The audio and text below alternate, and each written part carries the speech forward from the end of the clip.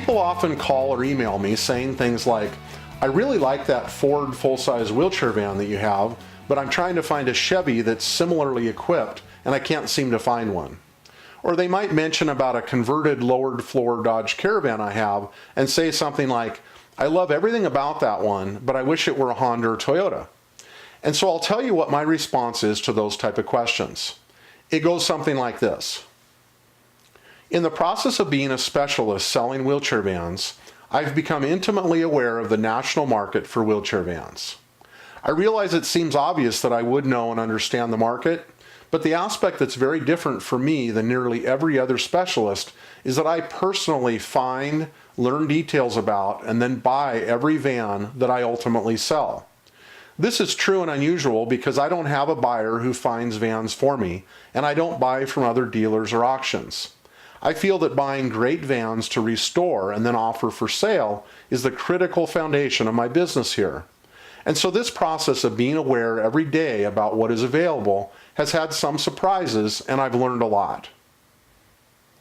In the beginning, I thought that there would be a balance in the market not only of the ages of vans available, but also regarding the brands and models of wheelchair vans I'd find. And it turns out that is not how the world of wheelchair vans works. What is true is that among full-size wheelchair vans, about 70% are Fords, and the balance are among Dodge, Chevy, and GMC. And so if the brand you prefer is Ford, that's great, and if you want the other brands, they're not nearly as common. The reasons for this are many, such as differences in the initial cost of each brand, incentives the factories give to the conversion companies, the ease or difficulty of converting different brands, and so forth. And when it comes to minivans from the 90s and well into the 2000s, about 70% are the Chrysler brands, which are cousins to each other, and that is the Dodge Caravan, Chrysler Town & Country, and Plymouth Voyager. And about 20% are Fords and Chevys.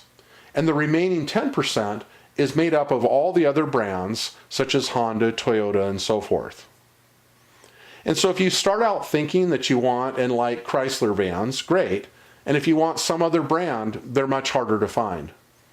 In fact, I've had very frustrated people tell me they've been searching for a nice, affordably priced Honda, Toyota, or some other brand for months or years, and they simply can't find one. The reason for this is because the more rare, less common brands not only are simply less available due to the percentages, but they often don't make it to the open market. They're bought by family, friends, and acquaintances of the people who, for one reason or another, are ready to sell them. I'll also mention that the reasons the percentages of wheelchair van minivans produced are such as they are is similar to the reasons I mentioned about the full-size vans. And so now you know the facts about what's available, and now I'll share with you my opinion about which brands to choose or look for when searching for an affordably priced wheelchair van.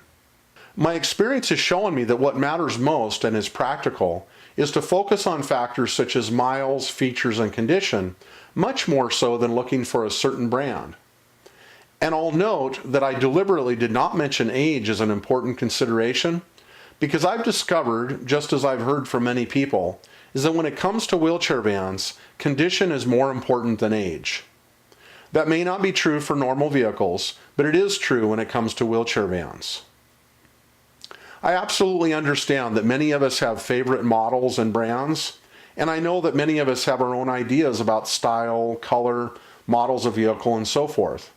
However, I believe that when you're looking for a needle in a haystack, which wheelchair vans certainly are, a person ought to be most concerned about condition. By far, that is the most important consideration, not brand or even the year it was built. This is my expert perspective, and it is also what I often hear from folks who've shopped exhaustively for wheelchair vans in large and small towns. I will say that one thing which matters just as it does with normal vehicles is that miles do matter.